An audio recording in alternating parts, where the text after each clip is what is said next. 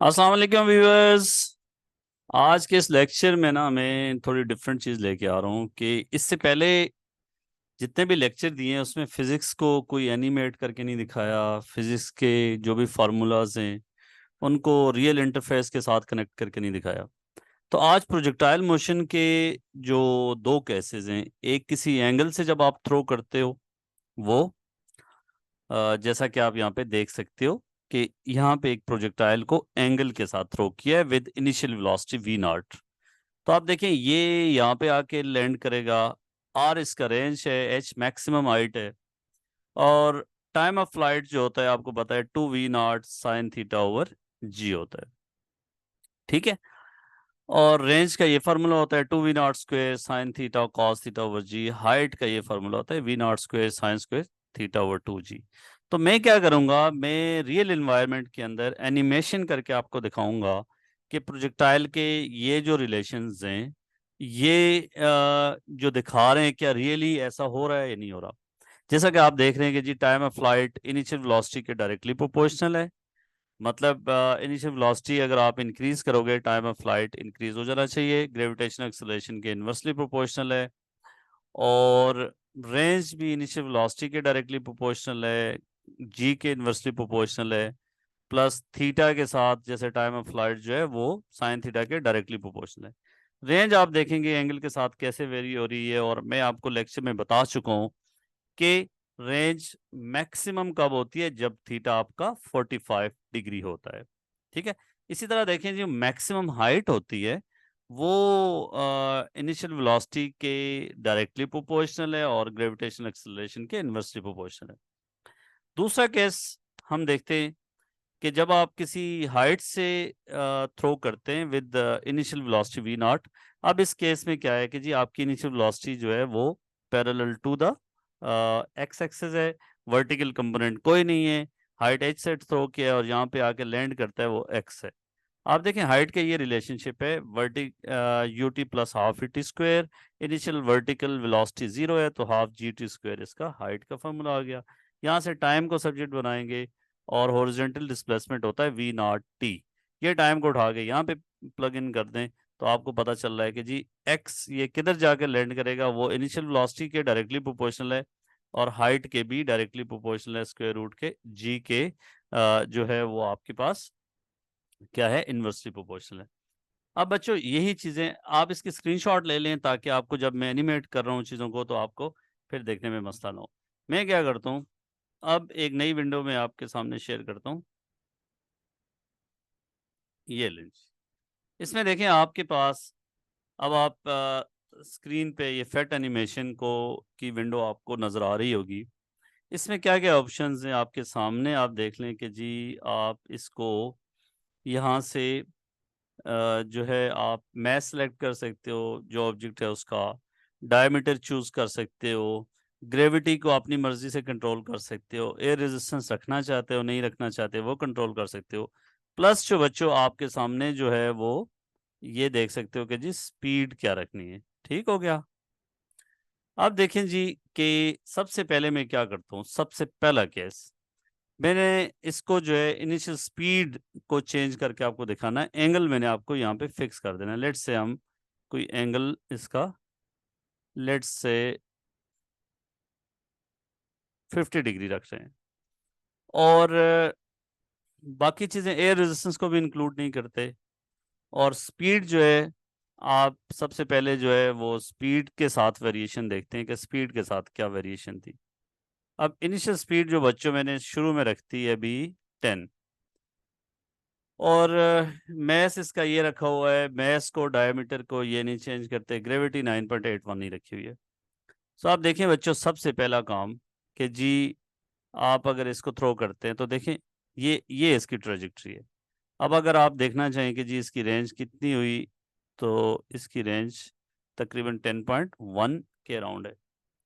और आप ये देखना चाहें कि जी इसका टाइम पीरियड टाइम कितना लगा, मैक्सिमम हाइट क्या है, तो ये सिचुएशन यहाँ से आके आप देख सकते हैं कि जी टाइम इसका जो है वो 1.56 सेकेंड, मैक्स रेंज जो है वो 10.04, और हाइट जो है अब जो ये हाइट दिखा रहा है बेसिकली ये फाइनल पोजीशन की हाइट है कि यहाँ पे आके इसकी हाइट यहाँ पे 0 हो रही है। और अगर आप यहाँ पे देखना चाहेंगे इस जगह पे तो ये मैक्सिमम हाइट दिखाएगा। मैक्सिमम हाइट इसकी 2.99 मीटर है और यहाँ तक इसका टाइम जो है वो 0.78 लगा है। मैं बच्चों क्या करना चाहता हूँ कि पहला केस हम देखेंगे कि जी अगर इनिशियल वेलोसिटी को मैं इंक्रीज कर देता हूँ 13 के बजाय पहले जो वेलोसिटी थी उससे मैंने इंक्रीज कर दी और अब जो है इसको थ्रो करते हैं उन्हीं कंडीशंस के साथ, तो आप देख लें कि रेंज आपकी कितनी ज़्यादा बढ़ गई है। रेंज भी बढ़ गई और आपके पास मैक्सिमम हाइट भी बढ़ गई। हमने यही देखा था प्रीवियस उसमें। अगर आप इस रिलेशन को दोबारा जाके देखें तो यहाँ पे हमने दिखाया था कि जी रेंज भी इनिशियल वेलोसिटी के साथ डायरेक्टली प्रोपोर्शनल है, मैक्सिमम हाइट भी डायरेक्टली प्रोपोर्शनल है और टाइम ऑफ फ्लाइट भी डायरेक्टली प्रोपोर्शनल है। तो ये सारी चीज़ें हम यहाँ पे ऑब्जर्व कर रहे हैं कि क्या फ़र्क पड़ रहा है। अब बच्चों अगर मैं इसकी स्पीड थोड़ी सी कम करता हूँ, ये कर देता हूँ, तो अब देखें इस केस में ये जो है इसकी रेंज भी देख सकते हैं आप कितनी है यहाँ पे और इसकी टाइम ऑफ फ्लाइट भी देख सकते हैं। ये देखें इसका रेंज 19.60 और टाइम ऑफ फ्लाइट जो है वो ये लगा है और मैक्सिमम हाइट देखना चाहेंगे तो आपको नज़र भी आ रही है कि ये है। अच्छा, ये मैंने आपको बता दिया कि इनिशियल वेलोसिटी के साथ कैसे वेरिएशन है। अब दूसरे सिचुएशन में हम ये करेंगे कि इनिशियल वेलोसिटी हम सेम रख देंगे, एंगल के साथ वेरिएशन आपको दिखाएंगे कि एंगल के साथ चीज़ें कैसे वेरी हो रही हैं। अब देखें इनिशियल वेलोसिटी लेट्स से मैं रख देता हूँ, इसकी 10 ही रख देता हूँ। इनिशियल वेलोसिटी फिक्स है, एंगल को मैं चेंज करता हूँ। पहली वैल्यू बच्चों में ले लेता हूँ लेट्स से 30 डिग्री पे। अब देखिए जी आपने इसको देखना है तो ये इसकी ट्रेजेक्ट्री बन रही है और अब दूसरा आपने एंगल को चेंज करना है। लेट्स से आप 45 कर लेते हैं। आपने इसके साथ खेलना है खुद ही, बस आपने ये ऊपर लिंक है फिट कोलोरेडो सिमुलेशन पे आप जाएंगे तो आप देख लेंगे। अब दूसरा जो है बच्चों इसके साथ में क्या कर रहा हूँ कि एंगल को आप चेंज कर दिया। एंगल को चेंज करके आप थ्रो करेंगे, देखें 45 डिग्री पे जो है इसकी रेंज ज़्यादा हो गई है और अब मैं इसका एंगल जो है वो 60 पे लेके चलता हूँ। तो आप देखेंगे कि 60 पे क्या ऑब्जर्व कर रहे हैं आप कि 60 पे और 30 पे रेंज जो है इसकी सेम है। 60 डिग्री पे और 30 डिग्री पे रेंज सेम है। दो डिफरेंट एंगल्स पे रेंज सेम हो सकती है, ठीक है। जिन दो एंगल्स का सम जो है आपके पास 90 डिग्री होगा उन दो एंगल्स पे रेंज सेम होगी, मतलब 30 और 60। इसके अलावा 20 और 70 पे आप चेक कर लें सेम आएगी। फिर बाकी 60 और 30 में मैंने चेक कर लिया आपको रेंज। तो ये दूसरी मैंने वेरिएशन दिखाई है कि हाउ डज द रेंज और height changes with the angle. कि एंगल आप ज़्यादा कर रहे हो, आपके पास क्या हो रहा है, आप देख लें कि हाइट आपके पास ज़्यादा हो रही है। और रेंज जो है, रेंज की वेरिएशन इस तरह है कि रेंज 45 पे मैक्सिमम होती है, बाकी उससे रेंज जो है वो आपके पास कम होगी। अब देखें एंगल फर्दर इंक्रीज करके आप थ्रो कर रहे हैं तो देख लें रेंज आपकी और कम हुई, हाइट बढ़ती जा रही है। एंगल को इंक्रीज करते जाओगे हाइट आपके पास बढ़ती जाएगी। देख लें 90 डिग्री पे अगर आप देखना चाह रहे हैं तो सबसे ज्यादा हाइट होगी, ये देख लें। तो मैंने ये वेरिएशन आपको दिखा दी एट डिफरेंट डिफरेंट एंगल्स कि एंगल्स को ज़्यादा कम करने से रेंज पे क्या फ़र्क पड़ रहा है। पहली वेरिएशन में मैंने स्पीड के साथ आपको रिलेशनशिप दिखा दिया। इस केस में देख लें हाइट की वेरिएशन कैसे हो रही है, टाइम ऑफ फ्लाइट पे क्या फ़र्क पड़ रहा है एंड सो ऑन। अब एंगल के साथ हमने देख लिया, इसके बाद हमने अगली चीज़ देखनी है कि वो उसकी वेरिएशन ग्रेविटेशन एक्सेलरेशन के साथ कैसे हो रही है, ठीक है। अब यहाँ पे बच्चों दोबारा मैं आपको दिखाऊंगा, माजरत कि आपको बार बार मैं स्क्रीन स्विच करता जा रहा हूँ। तीसरी चीज बच्चों ग्रेविटेशन एक्सेलरेशन के साथ इनका रिलेशन है, टाइम ऑफ फ्लाइट, रेंज और हाइट, ये तीनों इनवर्सली प्रोपोर्शनल है। तो अब देखें इसमें ग्रेविटेशन एक्सेलरेशन को हम अपनी मर्जी से कंट्रोल कर लेंगे और एंगल अब आप हम फिक्स करेंगे।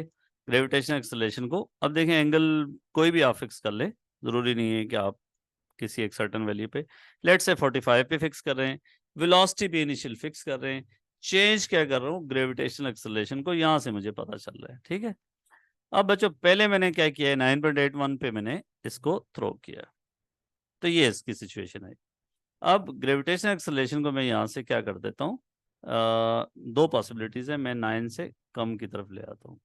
ठीक है, तो ग्रेविटेशनल एक्सेलरेशन को जी की वैल्यू को कम करूंगा, तो आप देखें हाइट भी कम हो जानी चाहिए, सॉरी हाइट भी बढ़ जानी चाहिए, टाइम ऑफ फ्लाइट भी बढ़ जाना चाहिए, रेंज भी बढ़ जानी चाहिए। तो देख लेते हैं जी, ये लें जी। अब देखें इसमें हाइट भी बढ़ गई, रेंज भी बढ़ गई, यहाँ से यहाँ तक आप देखें रेंज, और देखना चाहें कितना बड़ा और कितनी वैल्यू है वो भी आप देख सकते हैं। तो एंगल को फिक्स करके जी को मैंने इंक्रीज कम किया, अब जी को 9.81 से ज्यादा कर लेते हैं, ये देखें।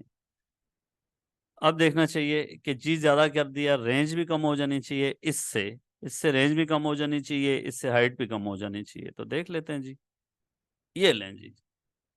अच्छा, रेंज भी कम हो गई है बच्चों, हाइट भी कम हो गई है, और अगर आप टाइम की बात करेंगे तो वो कितना लगा है वो भी आप देख सकते हैं कि कितना कम, ये यहाँ पे आप आके देख लें इस से कि टाइम यहाँ पे देख लें 1.44, ये टाइम ऑफ फ्लाइट है इसका, और आपने जी को ज़्यादा किया है, तो टाइम क्या होना चाहिए, टाइम यहाँ पे देख लें, ये देखें यहाँ पे जी की वैल्यू क्या की आपने, इस सिचुएशन में जी की वैल्यू आपकी क्या थी, ज़्यादा थी, तो जी की वैल्यू ज़्यादा करने का मतलब टाइम आपके पास कम लग रहा है, ये देख लें 1.1। और इसका टाइम देखें, इसका टाइम बच्चों ये ज़्यादा है। तो तीनों चीज़ें मैंने आपको दिखा दी कि उसके साथ ग्रेविटेशन एक्सेलरेशन के साथ क्या फ़र्क पड़ रहा है। अब तीसरी चीज़ है बच्चों कि एयर रेजिस्टेंस के साथ क्या, हम एंगल फिक्स कर लेते हैं और एयर रेजिस्टेंस को हम मैं एक विदाउट एयर रेजिस्टेंस करता हूँ। देख लें विदाउट एयर रेजिस्टेंस मेरे पास ये सिचुएशन है, और अब एयर रेजिस्टेंस को यहाँ से इंक्लूड कर लेता हूँ, और एयर रेजिस्टेंस का इफेक्ट ज़्यादा करना हो तो मैं क्या कर दूंगा, आपको पता है कि डायमीटर जो है वो इंक्रीज कर दूंगा, साइज ऑफ द ऑब्जेक्ट, तो उससे एयर रेजिस्टेंस का इफेक्ट ज़्यादा हो जाएगा।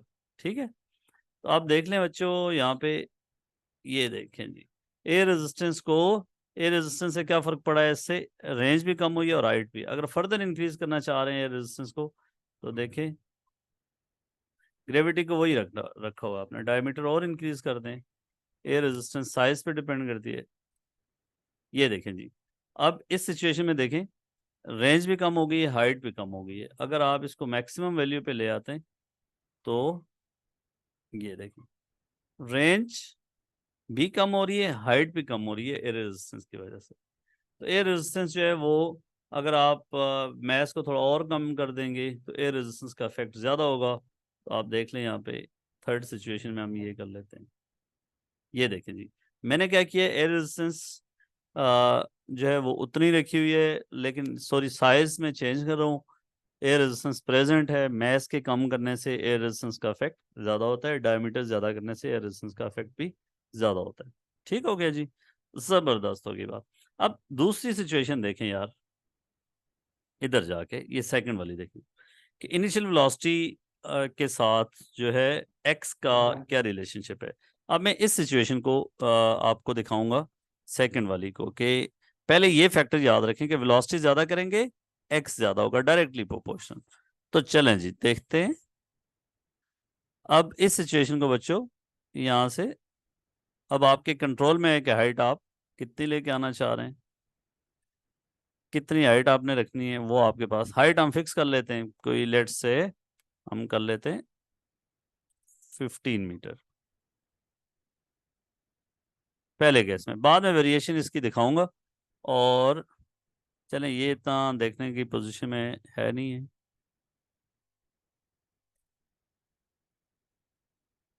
12 मीटर रख लें। और इसका एंगल बच्चों हमने क्या करना है, हॉरिजॉन्टली थ्रो किया है, तो एंगल जो है विद द एक्स एक्सिस 0 होना चाहिए। अब क्या करूंगा मैं, एयर रेजिस्टेंस के इफेक्ट को मैं नहीं डालना चाह रहा, ठीक है, नो एयर रेजिस्टेंस, मैंने स्पीड को चेंज करना है पहले केस में, कि स्पीड को चेंज करते हैं तो एक्स पे क्या फर्क पड़ता है, ये देख लेते हैं। चले जी, सबसे पहले बच्चों मैंने स्पीड 10 मीटर पर सेकंड रखी हुई है, और मैस डायमीटर ग्रेविटेशन एक्सेलरेशन जो है हम अर्थ वाला ही ले लेते हैं, 9.81। ठीक है, 9 बस ठीक है, कोई भी वैल्यू फिक्स कर लें, इससे गरज नहीं है।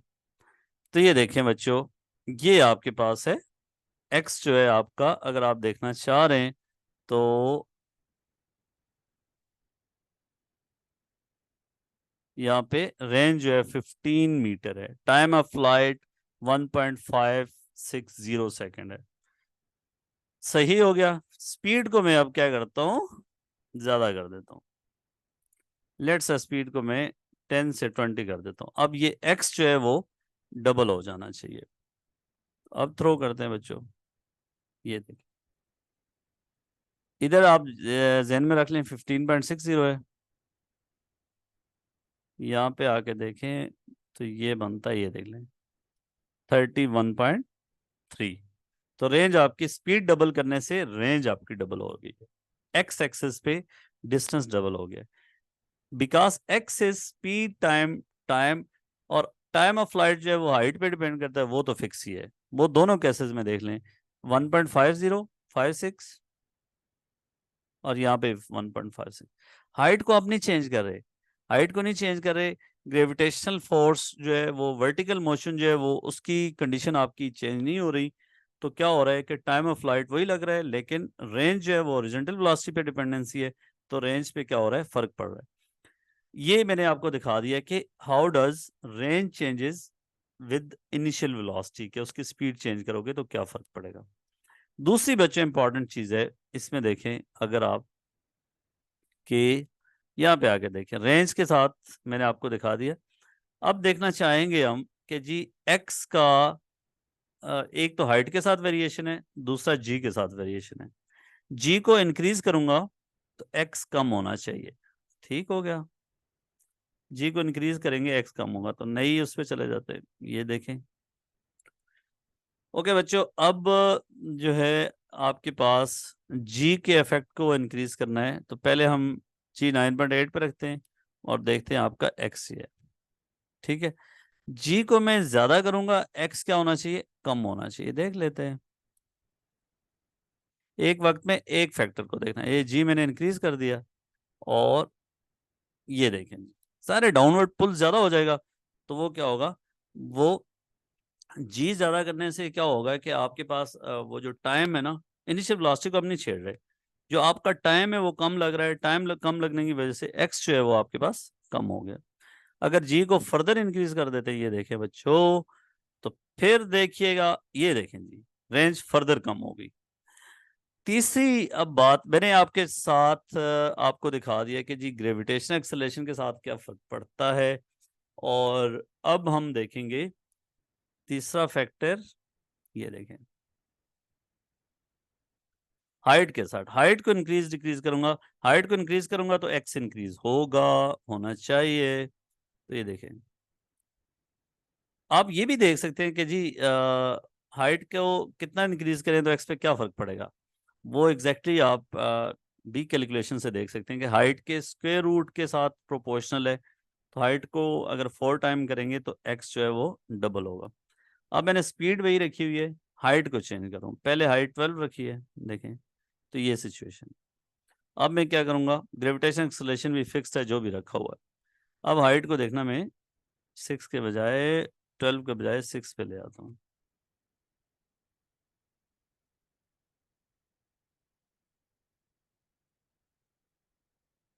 ये देखिए जी, बाकी सारी कंडीशन सेम है, और सारी कंडीशन सेम होने के साथ साथ देखते हैं इस पे क्या फर्क पड़ रहा है, ये देखें।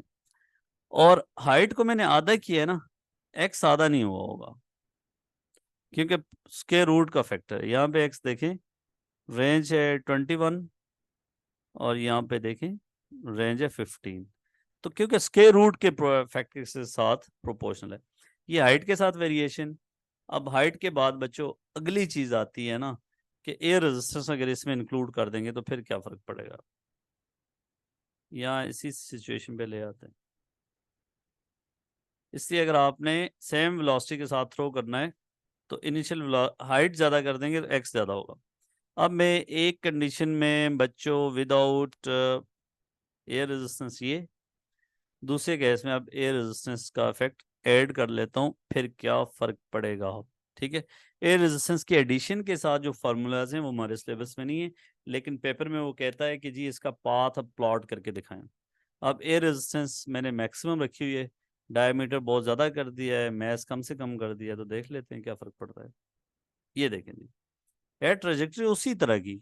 आप देखें क्या हो रहा है कि एक्स कम हो रहा है, और वेलोसिटी की डायरेक्शन यहाँ पे अगर एंगल देखें ना, ये भी बड़ा इंपॉर्टेंट है कि एक क्वेश्चन आया था कि बच्चों को कहा था प्लॉट करके दें। यहाँ पे एंगल जो है वो कम है, यहाँ पे एंगल जो है वो ज्यादा हो गया। अगर मैथ्स को फर्दर कम कर देंगे तो रेंज का इफेक्ट और ज्यादा होगा।